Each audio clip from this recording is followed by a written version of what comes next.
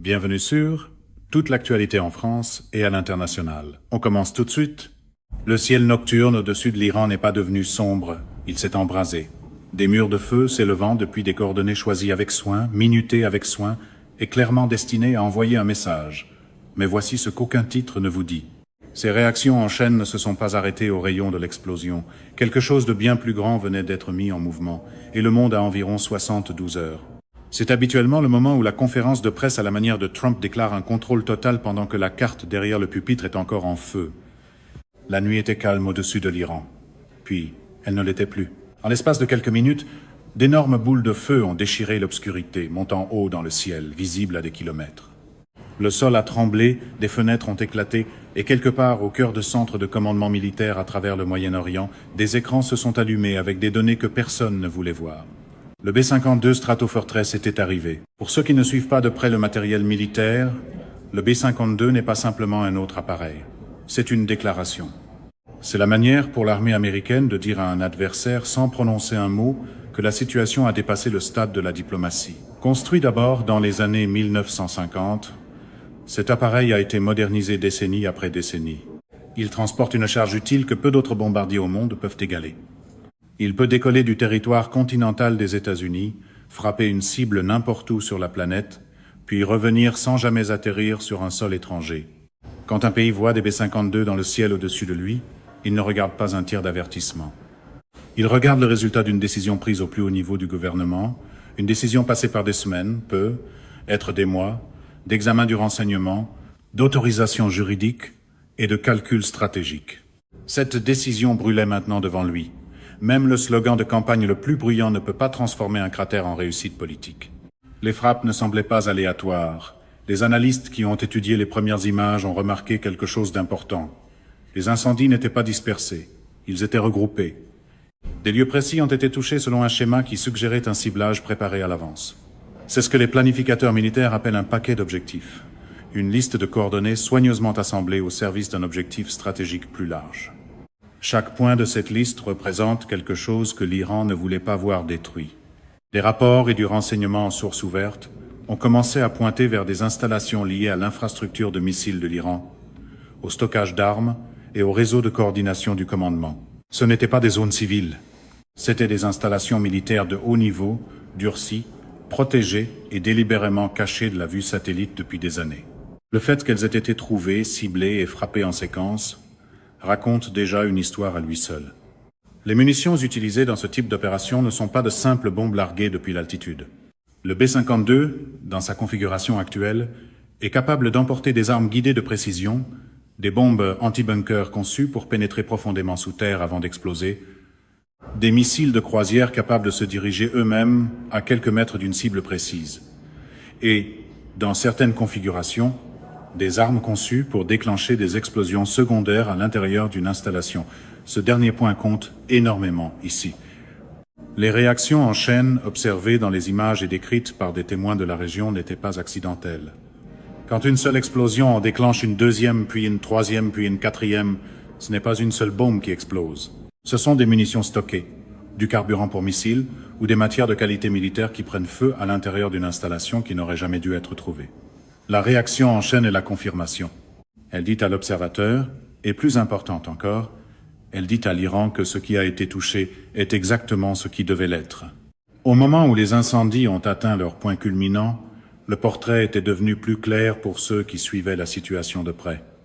Il ne s'agissait pas d'une frappe symbolique. Elle n'avait pas été conçue pour envoyer un avertissement. L'ampleur de ce qui s'est produit, le type d'appareil utilisé et la nature des explosions secondaires menaient tous à une seule conclusion. Il s'agissait d'une opération de dégradation. Son objectif était de réduire la capacité militaire de l'Iran, non pas de quelques pourcents, mais de façon ciblée et calculée, afin de retirer des capacités précises identifiées comme des menaces immédiates, de faire reculer des programmes et des infrastructures qui avaient pris des années à être construits et de le faire en une seule nuit. C'est le genre de détail que les planificateurs sérieux comptent avec précision, pendant que l'aile de la performance pro-Trump en est encore à compter les lignes qui font applaudir. Les brasiers au-dessus de l'Iran n'étaient pas le début de cette histoire. Ils étaient le résultat d'une longue chaîne d'événements, de renseignements recueillis, d'avertissements lancés puis ignorés, de lignes rouges tracées puis finalement franchies. Ce que le monde regardait maintenant n'était pas le chaos, c'était la conséquence. Et pour ceux qui y prêtaient vraiment attention, la question la plus importante n'était plus de savoir ce qui avait été frappé. C'était de savoir ce qui allait arriver ensuite. Le feu ne ment pas. C'est quelque chose que les analystes militaires expérimentés comprennent mieux que la plupart des gens. N'importe qui peut publier une déclaration. N'importe qui peut nier, retarder ou détourner l'attention. Mais le feu, celui qui brûle à des milliers de degrés, celui qui envoie des colonnes de fumée noire à 30 000 pieds dans l'atmosphère, raconte sa propre histoire. Et l'histoire qui sortait d'Iran parlait très fort. La fumée a cette façon bien à elle de ruiner le fantasme selon lequel chaque crise peut être gérée comme un rassemblement avec un meilleur éclairage. La première chose que font les analystes après une frappe de cette ampleur, ce n'est pas lire les nouvelles. Ils tirent les images satellites. En quelques heures après les explosions, des fournisseurs commerciaux d'imagerie satellite ont commencé à capter des signatures thermiques, des cartes de chaleur montrant exactement où les incendies brûlaient, quelle était leur taille et, point crucial, combien de temps ils duraient. Les incendies normaux brûlent puis s'éteignent. Ceux-là ne se sont pas éteints rapidement. Ce seul détail disait déjà quelque chose d'important à un observateur entraîné. Lorsqu'un feu continue de brûler pendant de longues heures après la frappe initiale, cela signifie que la source d'alimentation n'est pas le bâtiment lui-même. Cela signifie que quelque chose à l'intérieur de ce bâtiment, quelque chose de dense, de chimique, de militaire, continue d'alimenter les flammes. Le propergol de roquettes brûle de cette manière. Les matières de qualité militaire, stockées en grande quantité aussi. Les composants utilisés dans l'assemblage de missiles balistiques aussi. Les lieux eux-mêmes ont commencé à confirmer ce que les incendies suggéraient. En recoupant les coordonnées des frappes avec des données satellites déjà disponibles, les analystes ont identifié des structures correspondant au profil connu des installations militaires iraniennes. De grands bâtiments renforcés avec un accès civil limité. Des entrées souterraines visibles d'en haut. Un périmètre de sécurité cohérent avec des installations de grande valeur. Ce n'étaient pas des entrepôts. Ce n'étaient pas des centrales électriques. Ce qui a brûlé cette nuit-là avait été protégé avec soin pendant des années, parce que ce qui était stocké derrière ces murs représentait une part importante de la capacité de l'Iran à projeter sa force dans la région. Et maintenant c'était parti. Les explosions en chaîne méritent une attention particulière, car elles sont être le détail le plus révélateur de tout l'événement. Dans l'analyse des frappes militaires, une explosion secondaire est considérée comme une confirmation de grande valeur.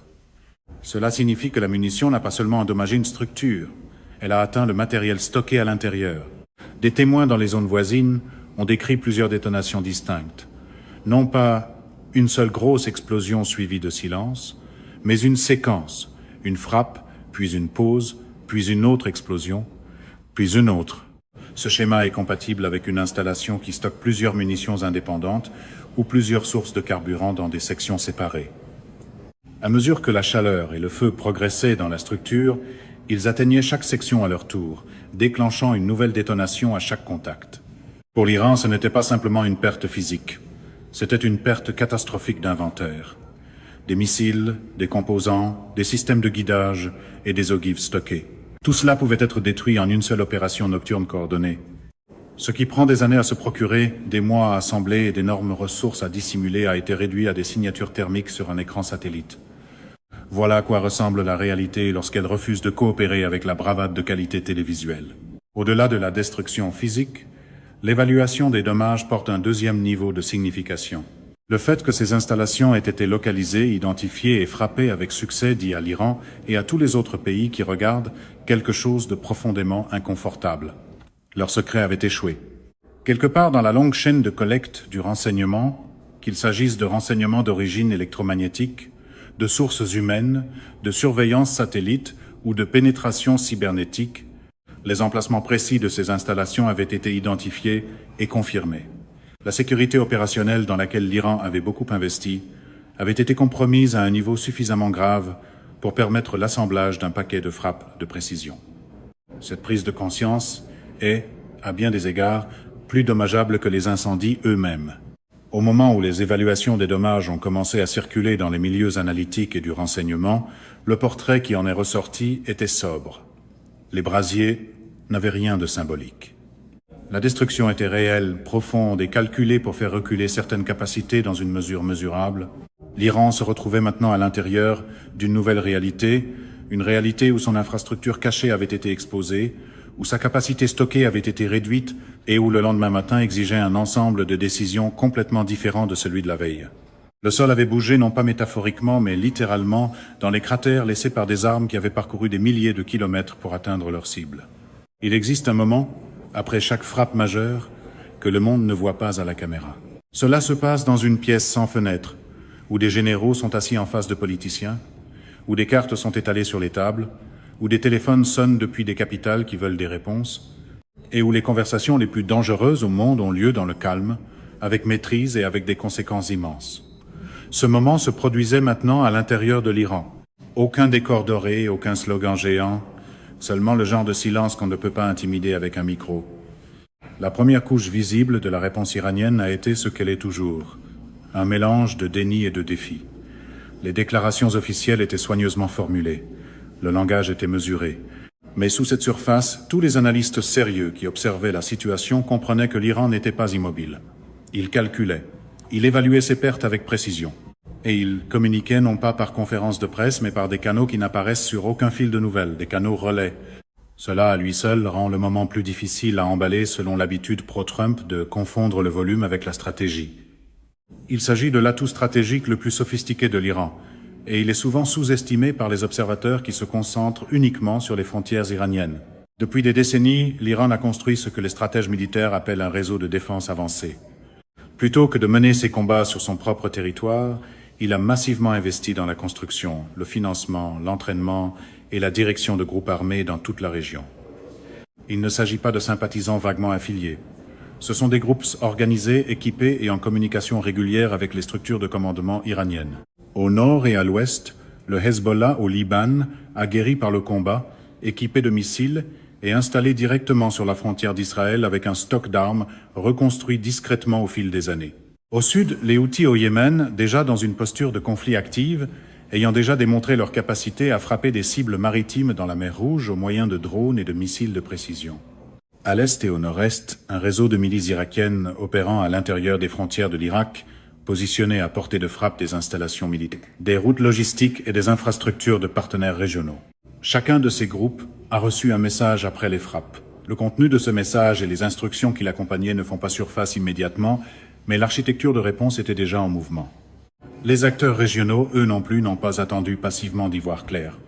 Les États du Golfe, l'Arabie saoudite, les Émirats arabes unis, le Qatar, chacun accueillant une importante infrastructure militaire américaine, ont discrètement relevé leur niveau d'alerte. Ces gouvernements comprennent mieux que la plupart que l'escalade régionale ne respecte pas les frontières.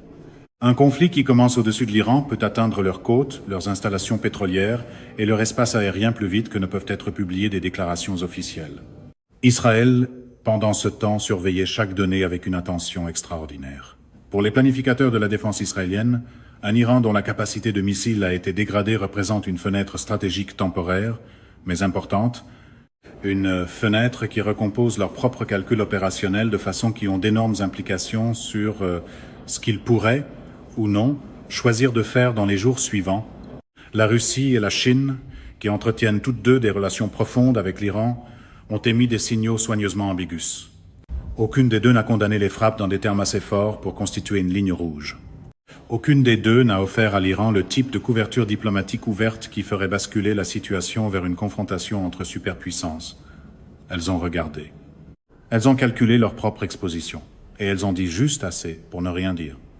L'ambiguïté stratégique peut être cynique, mais elle reste plus cohérente que le rituel habituel de l'orbite trumpiste qui consiste à appeler tout cela de la force jusqu'à l'arrivée de la facture. L'échelle de l'escalade, dans l'analyse des conflits, est un concept structuré. Elle décrit les étapes successives par lesquelles une confrontation passe d'une tension de faible intensité à une guerre à grande échelle.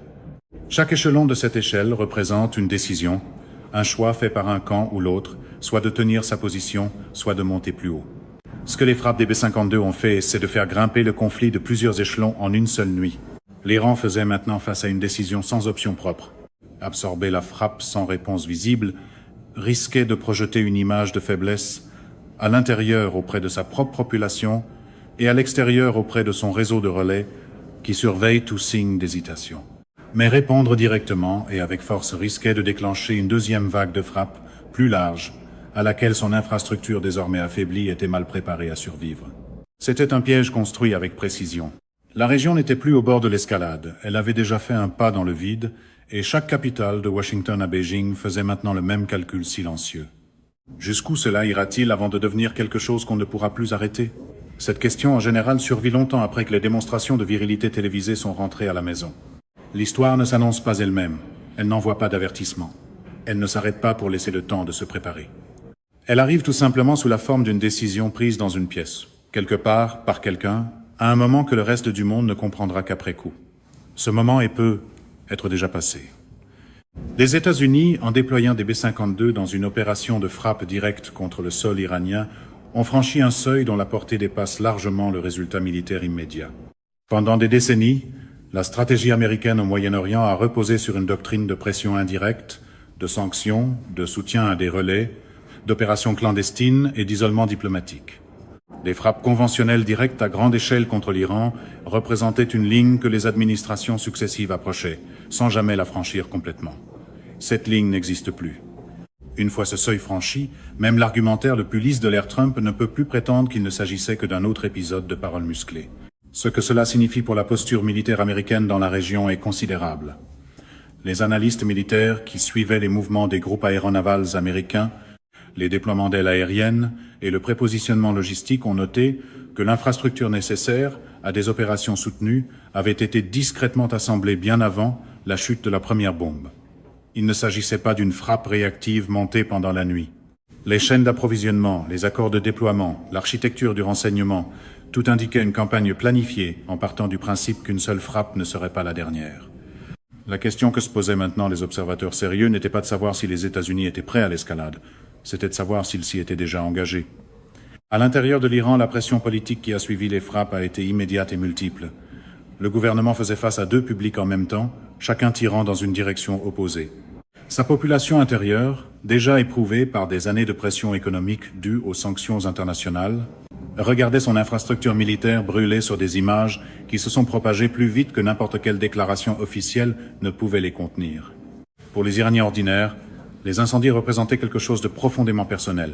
La vulnérabilité, le sentiment que les défenses de leur pays, longtemps présentées comme redoutables et intouchables, avaient été atteintes puis réduites en une seule nuit. L'establishment politique le plus dur, de son côté, réclamait une riposte visible et énergique. Pour lui, toute réponse inférieure à une contre-frappe directe représentait une érosion inacceptable de la crédibilité de la dissuasion, le fondement même sur lequel l'influence régionale de l'Iran avait été construite pendant 4 décennies. Pris entre ces deux pressions, les dirigeants iraniens naviguaient dans l'un des environnements politiques internes les plus dangereux qu'ils aient connus depuis des années. Et l'histoire montre clairement que lorsque des gouvernements font face à ce type de pression interne, leurs décisions extérieures deviennent moins rationnelles et plus réactives. C'est précisément à ce moment-là que les erreurs de calcul se produisent. Le marché mondial de l'énergie enregistrait déjà ce que les déclarations politiques n'avaient pas encore pleinement reconnu. Le détroit d'Ormuz, cette voie maritime étroite par laquelle transite quotidiennement environ 20% de l'approvisionnement mondial en pétrole, se trouve au centre géographique de ce conflit. L'Iran a, à plusieurs reprises par le passé, menacé de fermer ou de perturber ce corridor en réponse à une pression militaire. Ces menaces étaient autrefois théoriques. Elles étaient désormais réévaluées comme des possibilités opérationnelles. Les marchés, contrairement aux fidèles de campagne, sont notoirement difficiles à flatter pour obtenir leur obéissance. Les taux d'assurance pour le transport maritime commercial dans la région du Golfe Persique ont commencé à grimper quelques heures après que les frappes sont devenues publiques. Les opérateurs de pétroliers ont commencé à revoir leurs évaluations de déroutement. Les salles de marché de l'énergie à Londres, Houston et Singapour ont commencé à intégrer une prime de risque qui n'existait pas la semaine précédente. Les incendies au-dessus de l'Iran coûtaient déjà à l'économie mondiale avant même qu'un seul tir supplémentaire ne soit effectué. Les voies diplomatiques, déjà étroites dans des moments comme celui-ci, se sont encore resserrées. Les communications en arrière-canal qui existaient entre Washington et Téhéran, fragiles, non officielles, mais fonctionnelles, opéraient désormais sous une tension énorme. Les gouvernements européens qui s'étaient positionnés comme médiateurs potentiels ont vu leur marge de manœuvre considérablement réduite. Lorsqu'un camp vient de démontrer sa capacité et sa volonté de frapper directement, le langage de la négociation change entièrement. La partie qui a été frappée doit décider si le retour à la table représente du pragmatisme ou une reddition. Cette distinction dans la culture politique iranienne porte un poids immense. Ce que révéleraient les jours et les semaines à venir ne serait pas simplement le prochain mouvement militaire. Il révélerait quelque chose de beaucoup plus fondamental, la forme réelle d'un monde en train de se réorganiser autour d'un nouvel ensemble de réalités. Un monde où le seuil de l'action militaire directe a été abaissé, où les réseaux de relais sont pleinement activés, où les marchés de l'énergie sont recalibrés et où les grandes puissances mondiales choisissent chacune discrètement leur position avant l'arrivée de la prochaine phase. Les brasiers au-dessus de l'Iran n'avaient pas refermé un chapitre, ils en avaient ouvert un. Et pour les centaines de millions de personnes vivant à l'intérieur du rayon d'explosion de ce que ce conflit pourrait encore devenir, le signal le plus important n'était pas le feu qui brûlait déjà, c'était le silence qui se rassemblait juste au-delà. Et le silence, contrairement au théâtre trumpiste habituel, est souvent l'endroit où la vraie facture finit enfin par arriver. C'est la fin de ce bulletin d'information. N'oubliez pas de vous abonner pour ne rien manquer de l'actualité en France et dans le monde. Merci de nous avoir suivis. Au revoir, à bientôt.